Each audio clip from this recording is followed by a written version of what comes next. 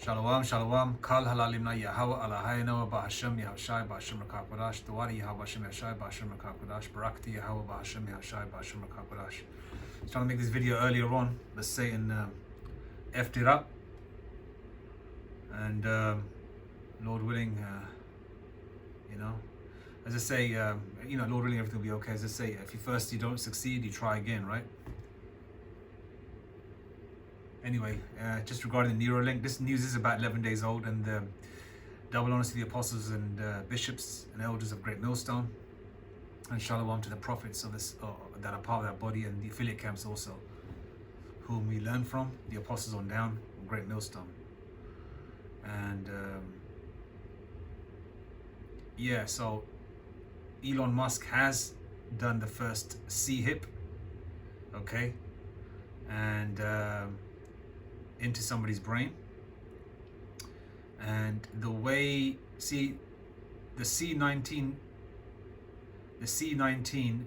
vaccination, right, was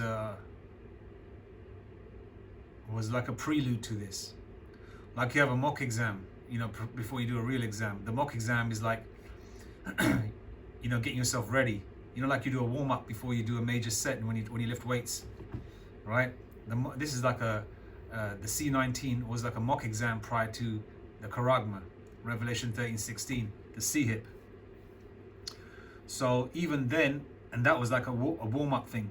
They're gonna warm you up, get you ready for it, put you in that mindset of, because a lot of people say that we're with we're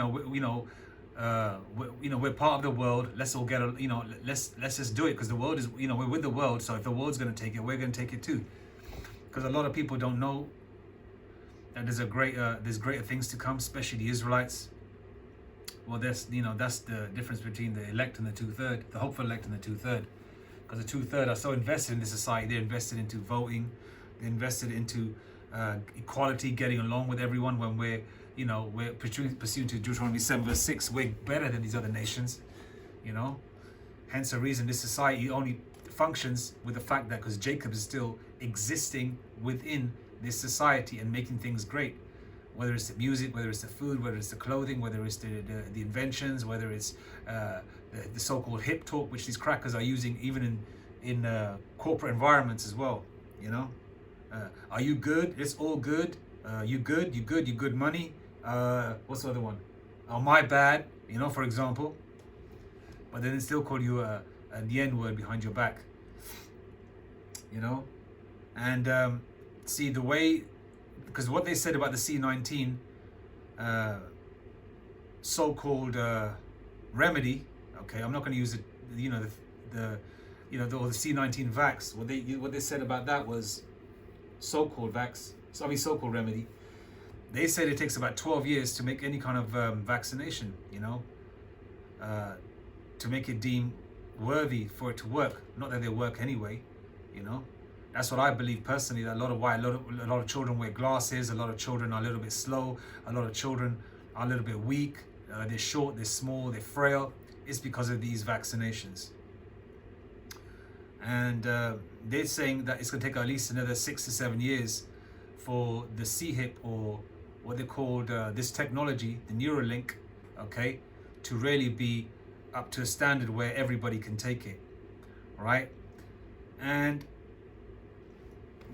then they say the same thing about the C19 vaccination, that it's going to take 12 years, or anything that's required for the body to fight off diseases takes 12 years, right?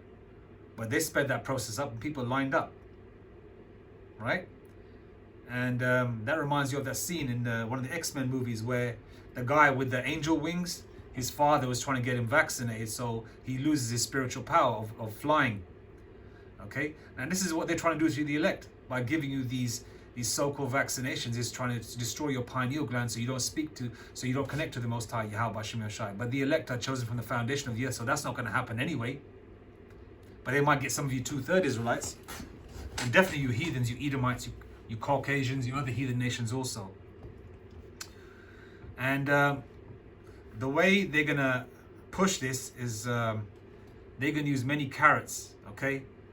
There's many facets to this as well. For example, Those that are neurologically impaired or so-called disabled want to be walking, talking again.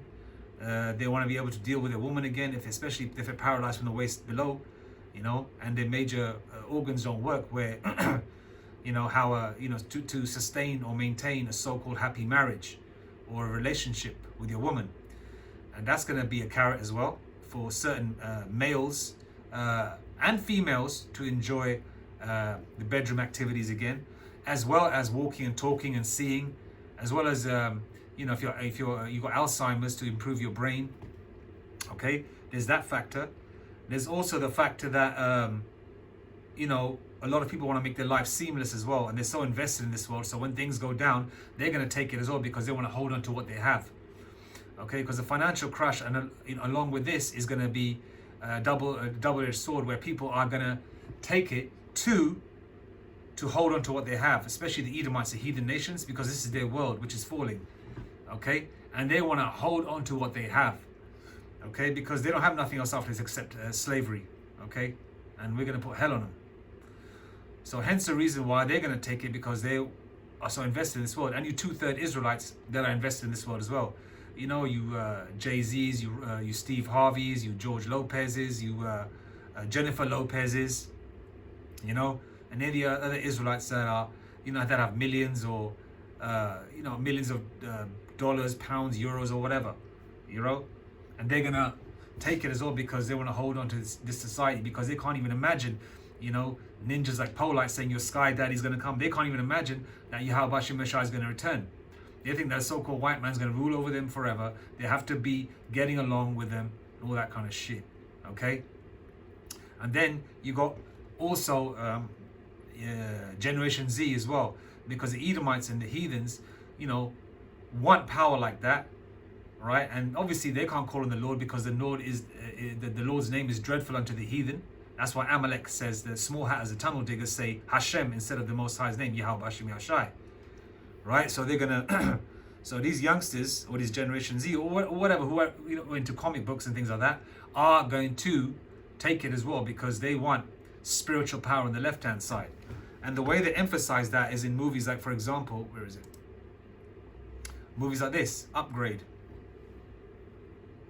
Okay? Movies like Upgrade.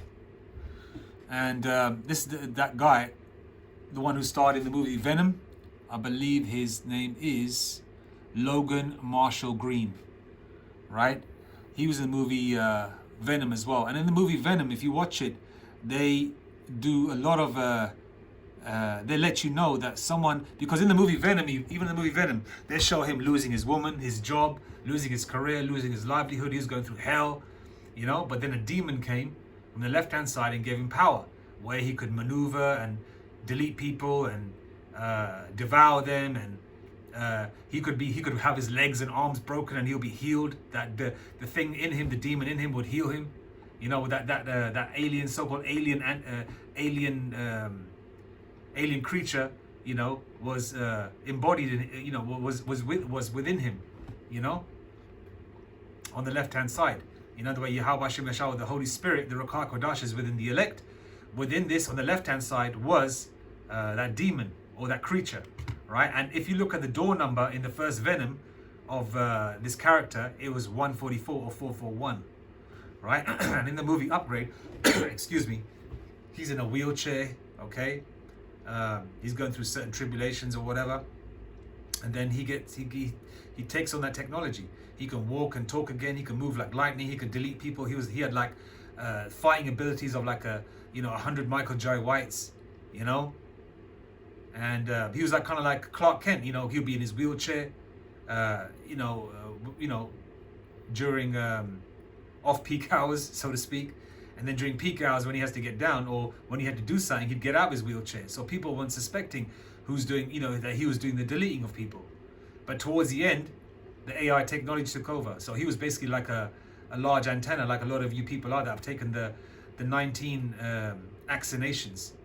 Okay, they got something in you that's made you like a fucking aerial, right? And so basically, like anything, okay, especially in this evil world, there's always an evil element to it, because we are in an evil world. Now, for example, you see gangsters, right? You see mob movies. You see the beautiful clothes, the silk suits, you know, the designer shoes, the Stacey Adams or whatever, you know, the designer labels. You see the thick, chunky gold bracelets, the pinky rings, you know. You see Italian Jakes rocking that. You see other Jakes rocking that. But then what happens towards the end? They get deleted horribly. They end up in trunks. They've got to look over their shoulder, right? They're constantly on the go. You know, they can't even get peace of mind because they've got their targets to meet. You know, they've got to pay their dues to their you know, how we say in this world, their line manager or their boss. You know, and then their boss is going to pay the tribute to, you know, to the Don of the family. There's always a downside to it. Okay. Now in this movie Upgrade, they show him getting all those blessings that he was hoping for, or he wanted, or he desired, but then afterwards, towards the end, there was a horrible element to it, which he found out because the AI technology took over.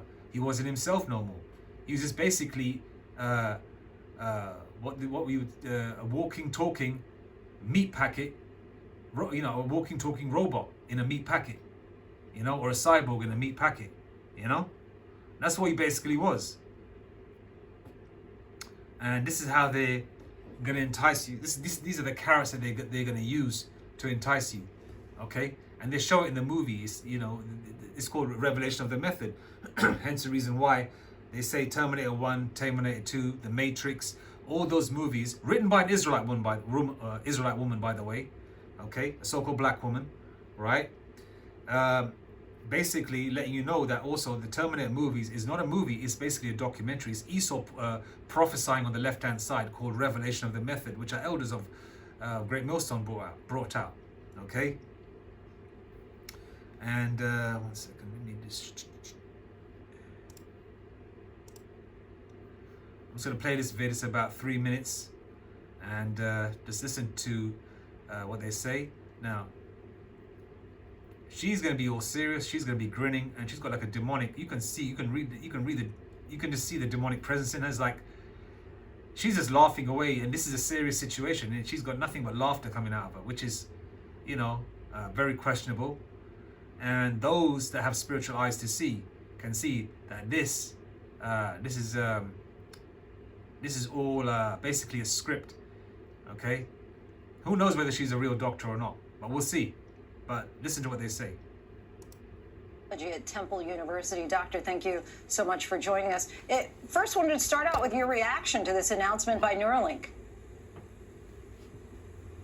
Thanks for having me, Lindsay. My reaction is one of hope and excitement. I mean, we have years before this pans out fully, but we're talking about having a medical miracle potentially within our grasp. Medical miracle. A miracle means basically out of the ordinary, okay? Miracle means, like a miracle for the hopeful elect would be getting spiritual power. That light shining from the chariot, Yahweh Shemeshai is given the go-ahead, you get spiritual power. That's a miracle. But on the left-hand side, she's saying medical miracle, which is out of the ordinary. For a lot of people, it will be a medical miracle, but this is what they want. But then she's saying it's several years away, which means that a lot of people are saying, okay, it's several years away. When the time comes, we'll deal with it. But really, it's not several years away. It's going to be sooner than you think, okay? And watch this woman's face. You know she ain't right. Grasp in the future. And you're a neurologist. In layman terms here, in theory, how does all this work? Yes, okay. So the way this works is that Neuralink has designed a device that works like an electrode or a specialized sensor. And that device is implanted into the brain of someone who is neurologically impaired. And what that device does is it reads the electrical signals that our brain cells are sending each other constantly. And ultimately, those signals are translated into action outside of the body. So in the case of Neuralink, those signals are being translated into the ability to control a computer or a phone. And talk about potential dangers here. Yeah, well, the earliest danger that we think about is just complications from the procedure. Look, no matter how small the device is, brain surgery is brain surgery. And of course, we take that very, very seriously. Beyond those initial safety concerns about, the device itself, it becomes a question of how well does this work and does it put anything in jeopardy? Is it going to be vulnerable to a hacker, for example? Are the electrical signals going to be misfired, misinterpreted? Things like that will really need to be worked out before we're ready to roll this out to the masses. Would you say, though, looking at this now, the benefits outweigh the potential risks? Yeah, I mean, listen, I need more information.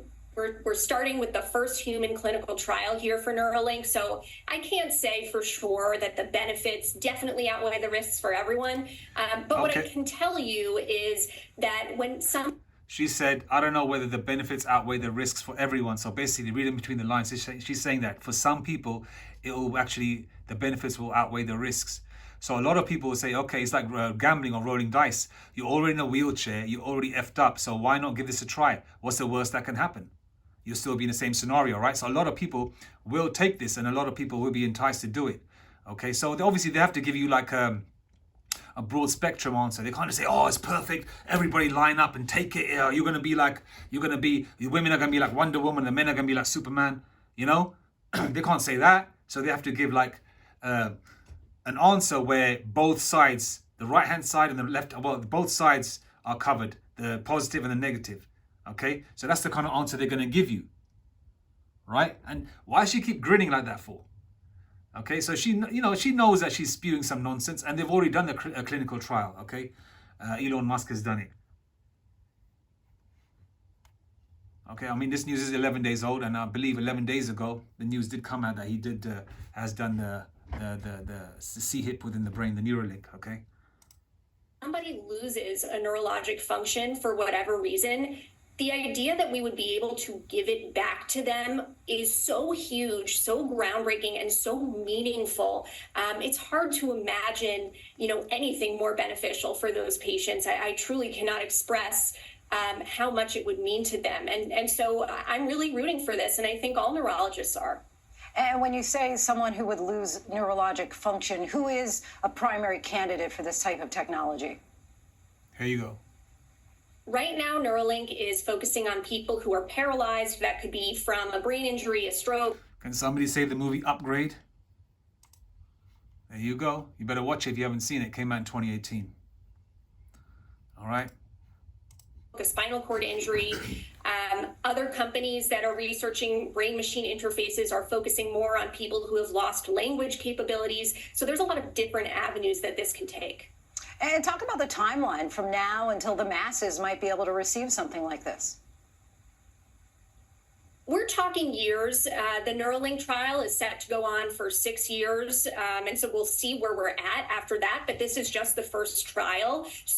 And there's no way the financial infrastructure has 6 years to go. Okay. I highly doubt that, because Esau knows that he's got a short time left.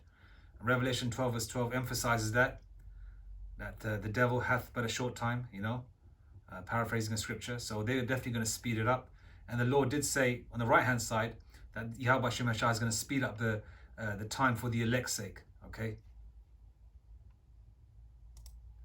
I think we're talking about the foreseeable future. We're talking about within my lifetime as a physician, probably being able to use something like this to treat patients, but we're still years away.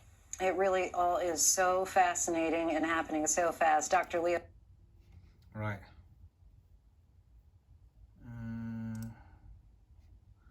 I go to some scriptures. Isaiah 14, we're in the book of Isaiah, verses... Okay, let's go to Isaiah 14 and 11. Okay. Thy pomp is brought down to the grave, and the noise of thy viols. The worm is spread under thee, and the worms cover thee. Okay. So it's not cool to be a so-called white man anymore. Okay. The pomp of Esau, from the, just 30 years ago, if you watched Baywatch in the 90s, how cool it was to be an Edomite. Even though they weren't really cool. They were never cool, but you know what I mean? They try to make themselves to be cool. Even in the show Miami Vice, you had Don Johnson, but who was the cooler one? It was the brother. The sharp-looking brother, the Jake. Yeah? He was the real star of the show, okay? Because he looked better than Don Johnson. You know, I mean, he looked sharper than Jake. You know, Jake, when Jake is sharp, okay? That's just another example there. And they always put Don Johnson in the forefront, you know? And so basically, the pomp is brought down. Now, Esau knows deep down they want to be Jake, and they can't be Jake, you know? Okay, even these Caucasian gangs, right, in prison, they act like Mexicans. They talk like Mexicans. They walk like Mexicans. But then they say, oh, peckerwood power or so-called white power. Because even to be cool, to have some kind of gang element, which is wicked, right? Esau has to adopt street Jake's ways to be so-called cool, because they're not cool at all. So everything they have, whether it's so-called positive or negative, Esau has, they always trying to copy Jake. Okay, whether they copy righteous Jake or two-third Jake. Okay, and their pomp is brought down now. Thy pomp is brought down to the grave, and thy noise of thy vows. The worm is spread under thee, and the worms cover thee. So the worms are eating at the way at them, you know, because like you have a fresh body that's buried into the ground, right? And it's going to start decaying, and the worms are going to start eating it. It's like America, Esau's so-called world. 2 Ezra 6 verse 9 lets you know that Esau is the end of the world, and Jacob is the beginning of it that followeth. All right, verse 12. How art thou fallen from heaven, O Lucifer, son of the morning? How art thou cut down to the ground, which did weakest the nation?